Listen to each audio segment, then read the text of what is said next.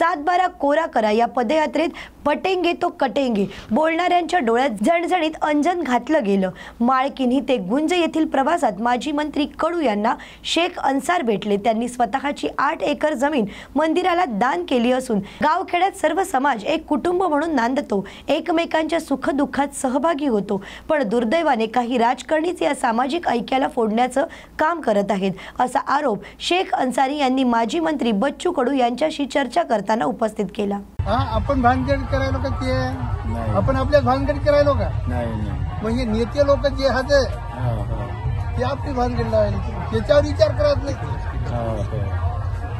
तुम्हाला मंदिराला जागा दिली तर तुमच्या समाजातल्या लोकांना आणले ना काय म्हणे थांबून गेली बघा। अरे माझ्या बापदादे मी काही करीन तुमचं काय चालते का हक्क मग माझ्या बापदाची जमीन होय म्हणले मी सगळी दान करतो। तुम्हाला कसं काय एकदम वाटलं मंदिराला जमीन द्या? मी पहिल्यापेक्षा आम्ही मंदिरात राहतो असं का म्हणजे भाऊला जाय कुठे जाय कुठे मंदिरावर जाय असं का म्हणजे मला मुसलमानात होय म्हणून कोणी म्हणायचं नाही का? माझे बाप दादे आजे सगळे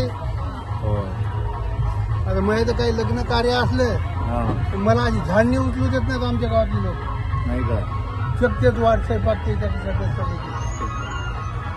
मग आधी काय पाहिजे त्याच्यात सुखायला काय मग हे हिंदू मुसलमानाच्या नावावर भांडणाऱ्या लोकांना काय सांगाल तुम्ही?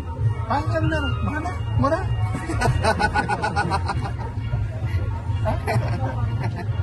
तुमच्या जवळ काय भांडत मरा अहो मोह म्हणा कसं मरू नका जरा विचार करा समजावं।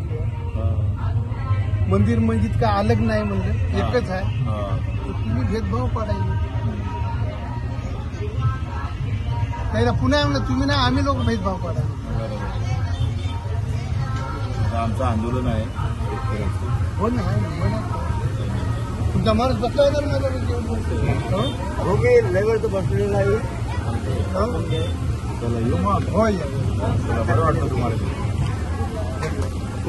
नाव काय तुमचं? नाव काय?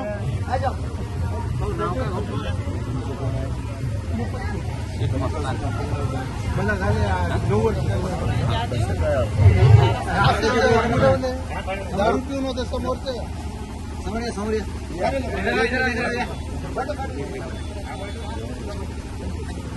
आमचं सगळं म्हणजे हिंदी कमी राहतो आम्ही हे घर फलाण्याचं म्हणून असं नाही आम्ही झाडं घरात जातो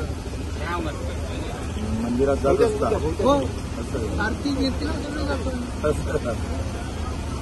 येतं जातो मठात जातो आता दत्ताचं मठ आहे ना चला येऊ मग हो चला भेटू मग हो भेटू चला।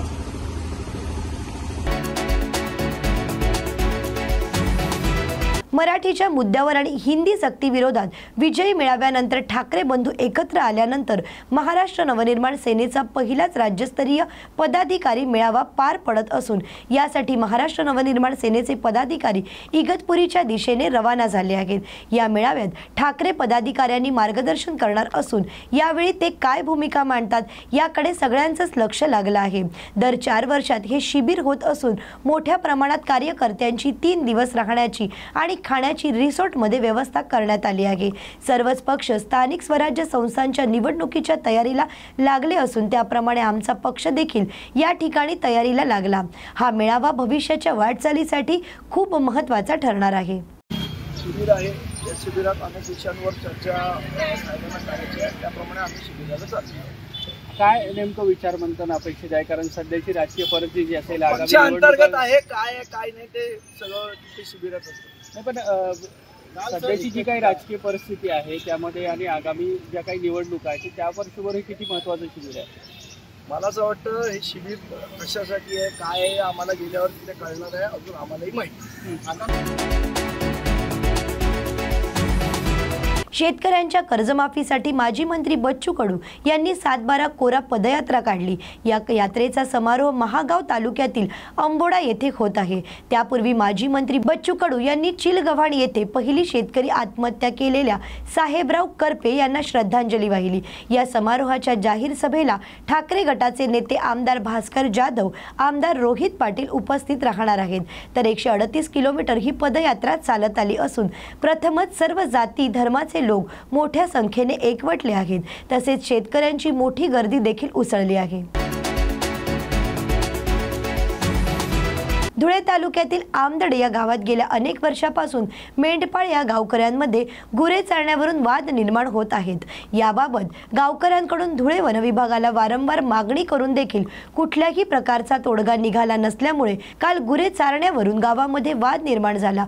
गुरे चारण्याच्या कारणावरून मेंढपाळ समाजातील काही तरुणांकडून गावकऱ्यांना बेदम मारहाण करण्यात आली असून 2 तरुण यामध्ये गंभीर जखमी झाले आहेत। त्यामुळे हा सर्व प्रकार रोखण्यासाठी वन विभागाने या वनक्षेत्रावर पूर्णपणे गुरे चारण्यास बंदी आणावी आणि वन सुरक्षित ठेवण्यात यावे, जेणेकरून मेंढपाळांमध्ये आणि गावकऱ्यांमध्ये होणारा वाद थांबेल। तसेच वन विभागाने या प्रकरणाकडे गांभीर्याने लक्ष द्यावे अशी मागणी गावकऱ्यांकडून करण्यात आली आहे।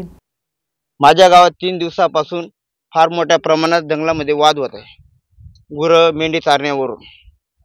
हा आमचा जंगल अगोदर बंदिस्त होता, आता काय त्याच्यामध्ये ढिलाई म्हणजे आलेली आहे, कारण की जंगलावर कोणाचा वचक राहिलेला नाही।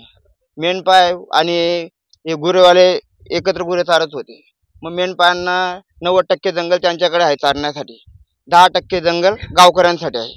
मग गावाच्या संमतीने ग्रामपंचायतमध्ये असं नोंदवलं की 90%ची त्यांनी ओढाण टाकली, आपण म्हणतो त्याला बॉर्डर, की इकडे तुम्ही चारा, इकडे गाववाले चारतील। त्यांना 90% भागमध्ये चारायला परवानगी दिली होती, पण ते तो भाग त्यांचा चारून सुद्धा ते ह्या 10% भागमध्ये चारत होते।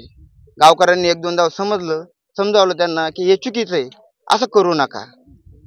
मग ते 2-3 वेळा बैठक झाली, गावातील वडीलधारे माणसांनी पण सांगितलं की तुम्ही तुमच्या हद्दमध्ये चारा, इकडे हद्द चारा, यांना राहू द्या जंगल चारण्यासाठी, पण ते तसं काही झालं नाही। आणि 3 दिवसानंतर जंगलामध्ये भानगडी झाल्या। तुमची मागणी काय आहे? आमची मागणी एकच आहे की थांबा हे जंगलामध्ये जे नुकसान होतंय, सरकार झाडं लावतोय, परत ते सामाजिक वनीकरणाचे कामं करताय, पाणी अडवा, पाणी जिरवा, ह्या मोहिमा राबवतोय, तर या मोहिमेचा काहीच उपयोग होत नाही। इथे नुकसान होते, सरकारी मालमत्तेचे नुकसान होते। आमची मागणी एवढीच आहे की ह्या मालमत्तेचं न्यूकसान पुढे होऊ नये भविष्यात, यासाठी सरकारने काहीतरी कठोर कायदा करावा किंवा नियम। अशाच नवनवीन आणि ताज्या बातम्यांसाठी पाहत रहा न्यूज मराठी 24/7। नवा भारत, नवा विचार।